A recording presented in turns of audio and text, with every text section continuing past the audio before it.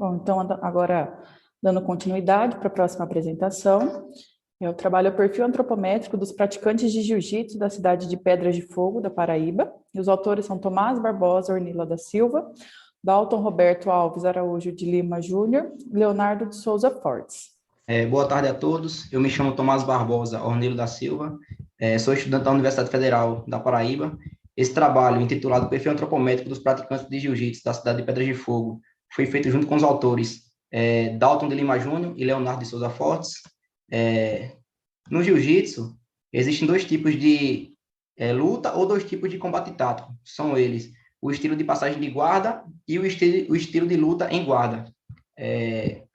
Os passadores, né, que são os de passagem de guarda, geralmente eles fazem uso de movimentos explosivos de força, a fim de tentar dominar, né, o adversário e, de fato, passar a sua guarda para pontuar e finalizá-lo. Já os guardeiros, eles preferem lutar numa posição supinada, com os quadris e as costas encostadas no tatame, cadenciando todo o combate, através de movimentos explosivos, quer dizer, movimentos isométricos, perdão, de membros inferiores e membros superiores, tentando manter uma certa distância do adversário, mas também tentando finalizá-lo à medida do possível. A escolha desse estilo de luta, geralmente, ela é feita de acordo com a afinidade que cada atleta tem com um determinado estilo, a sua vivência.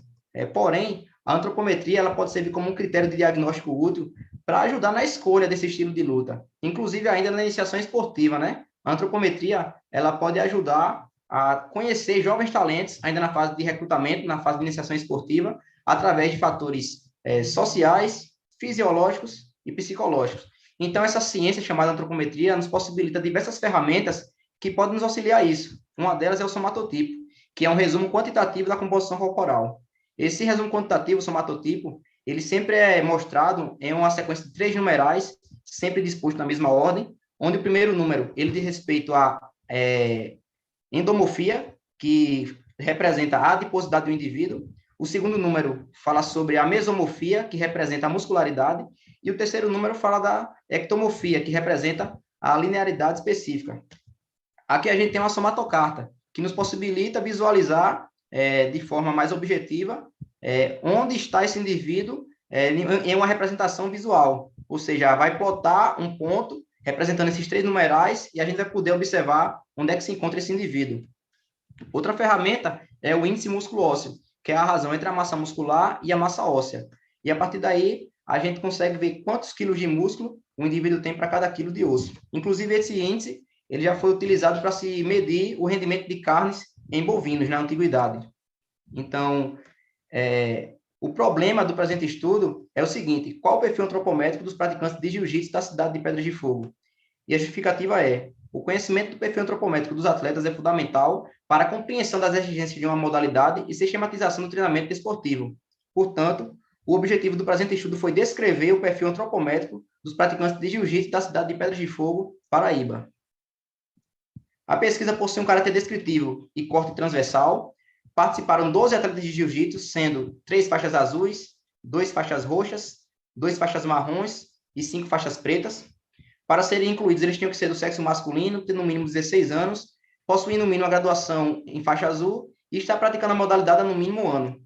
Todos aqueles que tiveram o treinamento interrompido por no mínimo 1 mês, dentro de algum período, neste intervalo de 1 ano, foram excluídos da amostra.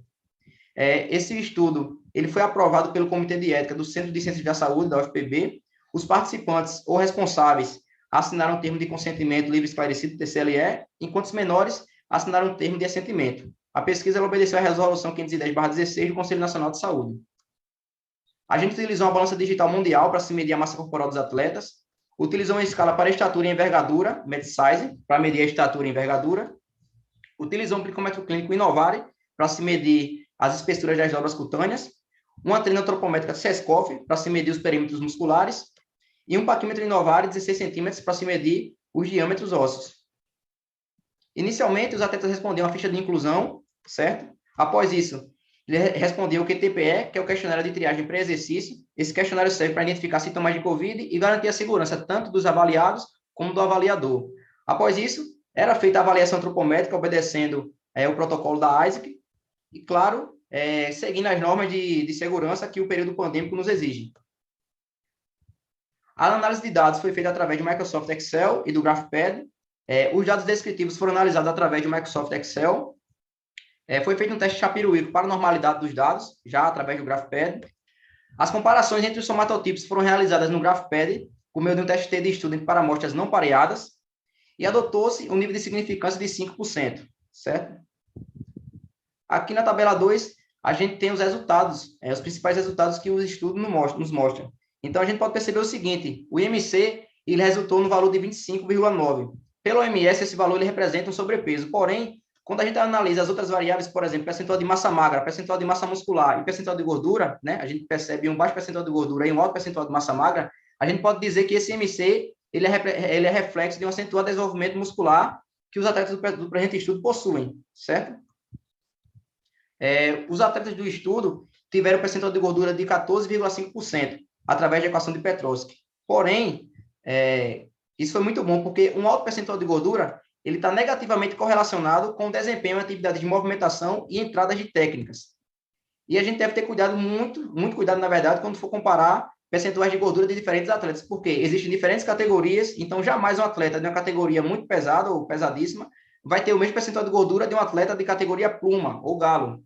Então, a gente deve evitar fazer comparações entre percentuais de gordura, eu diria até que é a variável menos importante, porque sofre a influência de diferentes equações e de diferentes métodos. Então, uma alternativa ao percentual de gordura seria o somatório de dobras cutâneas, porque o somatório ele não vai ter o viés de equações.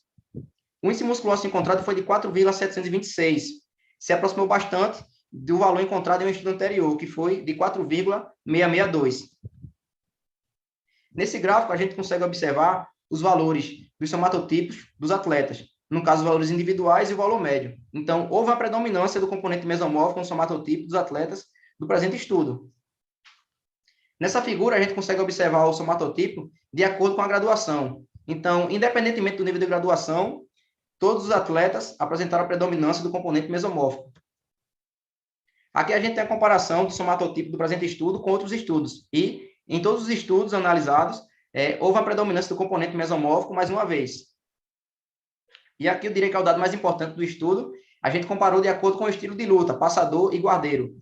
Os dois estilos de luta apresentaram a predominância do componente mesomórfico, porém, quando a gente compara passador com guardeiro, a gente percebe que os atletas passadores tiveram um componente mesomórfico significativamente maior do que os atletas guardeiros, certo?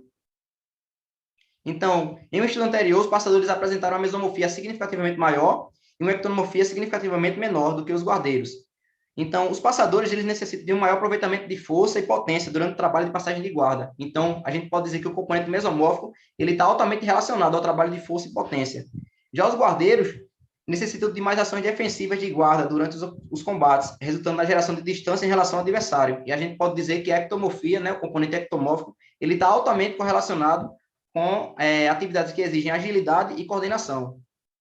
Achados futuros podem ajudar na orientação de atletas durante a iniciação esportiva quanto ao melhor estilo de luta de acordo com suas características físicas predominantes. A gente pode concluir que os atletas de jiu-jitsu da cidade de Pedras de Fogo, Paraíba, apresentam o percentual de gordura médio de 14.000%, sendo classificado como baixo, apresentam um alto desenvolvimento muscular, expressado por uma predominância do componente mesomórfico, quando se trata da somatotipologia. Atletas passadores tiveram um componente mesomórfico significativamente maior que os guardeiros, sugerindo que atletas com características mais mesomórficas tendem a ter mais facilidade em realizar trabalho de passagem de guarda. O índice musculo-ósseo de 4,726 ratifica mais uma vez o alto desenvolvimento muscular e mais estudos que analisem o somatotipo de atletas de jiu-jitsu devem ser realizados, uma vez que essa variável pode auxiliar na prescrição do treinamento esportivo e no direcionamento de atletas de iniciação esportiva. Essas foram as referências utilizadas e muito obrigado a todos. Tomás, parabéns pela apresentação. Obrigado. Para mim não está constando nenhum questionamento aqui no chat, mas eu, por curiosidade, da sua amostra, todos eles tinham o mesmo volume de treino ou não? Vocês chegaram a fazer esse controle? Todos os atletas, eles fazem parte da mesma equipe de jiu-jitsu. Essa coleta ela foi feita no tempo da pandemia, então, assim, eu peguei justamente os atletas que estavam treinando, que não pararam de treinar, na verdade, durante a pandemia. Então, assim, todos estavam frequentando, né? Tinham a mesma frequência. Ah, tá. O mesmo volume de treino também. E o tempo de prática deles também eram próximos? Eles tinham larga experiência no jiu-jitsu, né? Uhum. Para você ter a graduação de faixa azul para faixa roxa, você tem que ter mais de um ano de treino. Então, assim, a gente tinha 5 faixas pretas. Eu tenho esse dado descritivo no estudo original. E o tempo médio de treino deles foi bem alto. Eu não me recordo agora o valor, mas era mais de um ano de treino. Todos aqueles Legal. que tiveram treinamento interrompido foram excluídos da amostra. Entendi. E eu vi também que você trouxe a questão da categoria, né? Eles eram da mesma categoria ou você trabalhou com categorias diferentes? Não, eram de diferentes categorias. Tinha atletas de todas as categorias. Entendi. Bom, não consta mais nenhum questionamento aqui no chat. Parabéns pela apresentação mais uma vez, Tomás. Muito obrigado.